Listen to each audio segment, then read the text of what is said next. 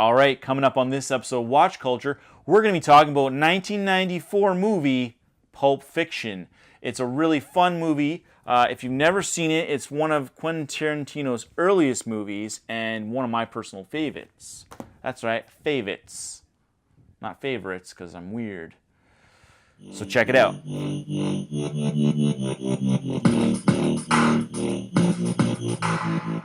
All right, we're back for another episode of Watch Culture, the show where we give you recommendations on movies you should be watching. I'm Tim, and today we're talking about 1994's Pulp Fiction, directed by Quentin Tarantino, one of his very first movies. Obviously, Reservoir Dogs comes before this, as does Jackie Brown.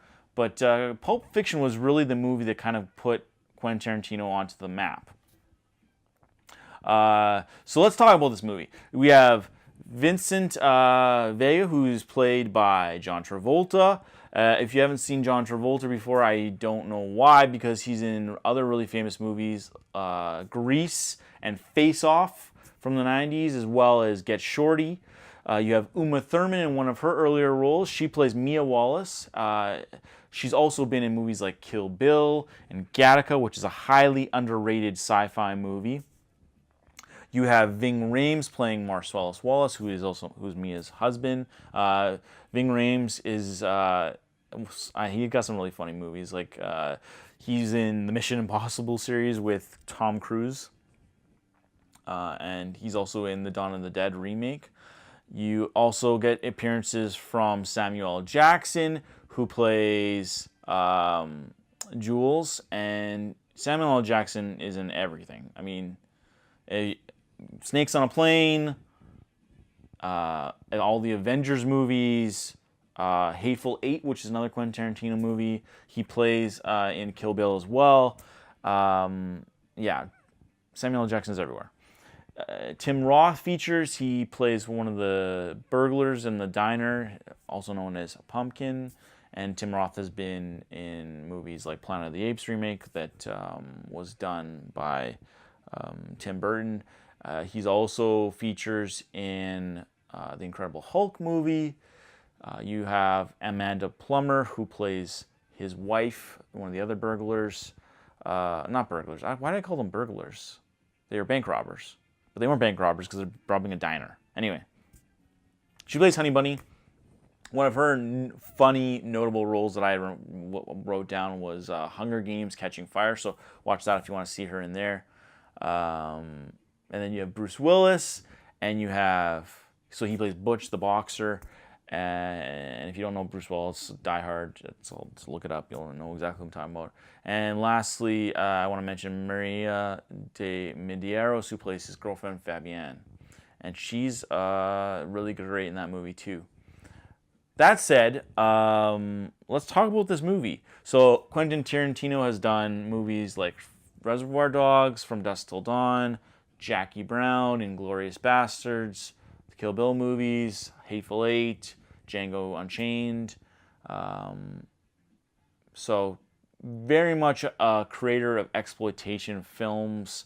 He really loves cinema, and all of his movies kind of are both in praise of and satirizing pop culture. And Pulp Fiction was kind of one of those movies that started that trend of kind of taking the serialized crime movie and creating a satire out of it. Jules was originally written to have an afro, but then costume designers came back with a Jerry curl wig, and Samuel L. Jackson tried it on, and it actually turned out to look really good on him. So this change was made on the set, and that is why Jules now has a Jerry curl on screen. Mr. Blonde from Reservoir Dogs, if you don't remember, was played, also known as Vic Vega. He's the brother of Vincent Vega, and there was supposed to be a movie earlier on called The Vega Brothers, which is a prequel to both Reservoir Dogs and Pulp Fiction, but it was never made. And it's because that's the point that it was finally getting close to being greenlit. Both John Travolta and Michael Madsen were just too old. So it just never happened, but that's kind of a neat thing. Another thing that I thought was really cool was the scene where the two goons, Jules and Vincent, are going up after they talk about, you know, him going to Paris. They talk about how, you know, the foot massage thing with Mia Wallace and all that stuff. Anyway,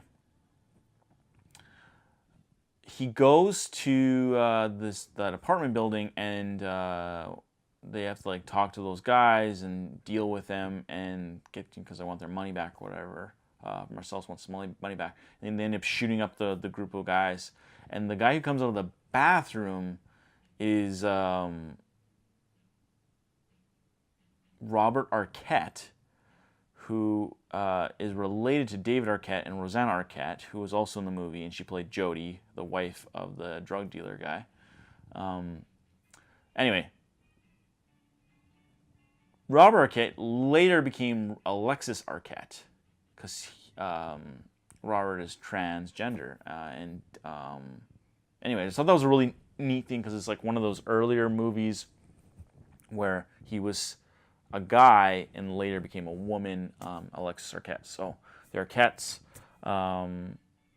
yeah, two of the Arquette siblings are featured in the movie. Also, Banksy did like this really cool tribute to the scene where they shoot the guys, and with bananas. Oh, one other thing that was really neat. So the shot at the beginning of the diner where Honey Bunny and Pumpkin are about to hold it up, you can actually hear Jules talking in the background, and you can see Vincent going to the bathroom, because it's set in the same like time frame, obviously, and then later on they have that interaction. But if you pay real close attention, you can actually see them. You can see how those two characters are still in the scene, but not visible. One final thing: the chest. The briefcase belongs to Marcellus Wallace. It's clearly a MacGuffin in the movie, but just to clarify, I read a little note, and I know that Quentin Tarantino said in 2003, when on the Howard Stern show, that the contents of the briefcase can be whatever the viewer wants it to be. And the reason why he did that is because it makes it more interesting than if we were to try and figure it out on our if we were supposed to figure it out based on viewing the movie.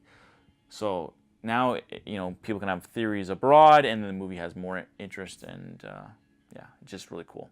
So that said, I hope you enjoyed this episode of Watch Culture. I hope you enjoy Pulp Fiction as much as I do. It's a really neat movie. It changed a generation of film.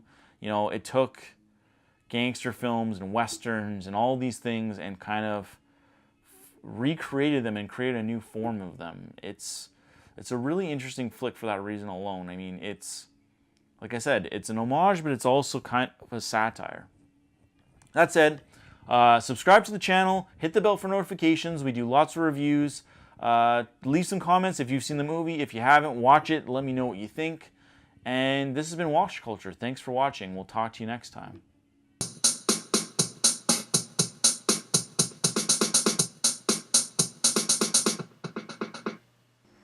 You're Jimmy, right? This is your house? Sure is. I'm Winston Wolfe. I solve problems. Good, we got one. So I heard.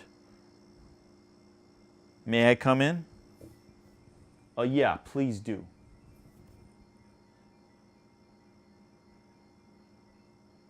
I hope that actually came off, because I don't know if that actually worked. It's hard for me to tell.